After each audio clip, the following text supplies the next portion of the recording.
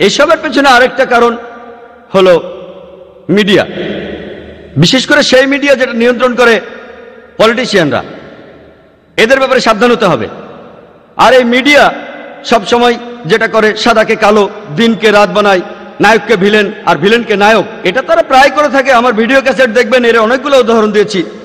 তবে ইন্ডিয়ায় আমাদের ভাগ্য ভালো যে এখানে জনপ্রিয় মিডিয়াগুলো পলিটিশিয়ানরা নিয়ন্ত্রণ করে না। আর আমরা দেখি যে এই মিডিয়া সত্যি খবরটা আমাদের জানাচ্ছে।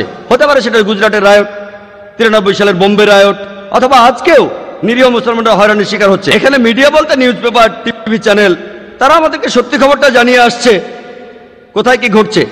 একেবারে পুরোটা না, মাঝে মধ্যে তারা এমন খবর প্রচার করে যেটা খুব চাঞ্চল্যকর। এমন খবর পেলে তারা চেক না করেই চালিয়ে দেয়। চাঞ্চল্যকর খবর ছাপিয়ে দাও। তবে সামগ্রিকভাবে আমাদের মানতে হবে যে আমাদের মিডিয়া এখনো সৎ। আমি মুসলিম মিডিয়ার কথা বলছি না, অমুসলিম মিডিয়ার কথা বলছি। আমরা এখানে জানি যে মিডিয়া সৎ আর তারা খবরটা সত্যিই জানায়। তবে সাবধান থাকতে হবে ওই মিডিয়ার ব্যাপারে যেটা পলিটিশিয়ানরা নিয়ন্ত্রণ করে।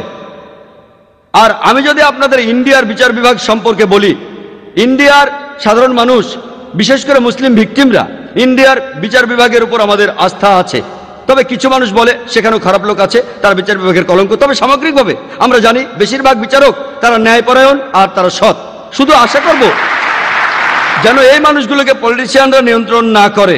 আমি যতদূর জানি বেশিরভাগ জজেরাই পলিটিশিয়ানদের কথায় তেমন প্রভাবিত হয় না। যদি কখনো এই পলিটিশিয়ানরা ইন্ডিয়ার বিচার বিভাগকে নিয়ন্ত্রণ করা শুরু করে তাহলে আল্লাহ আমাদের রক্ষা করুন।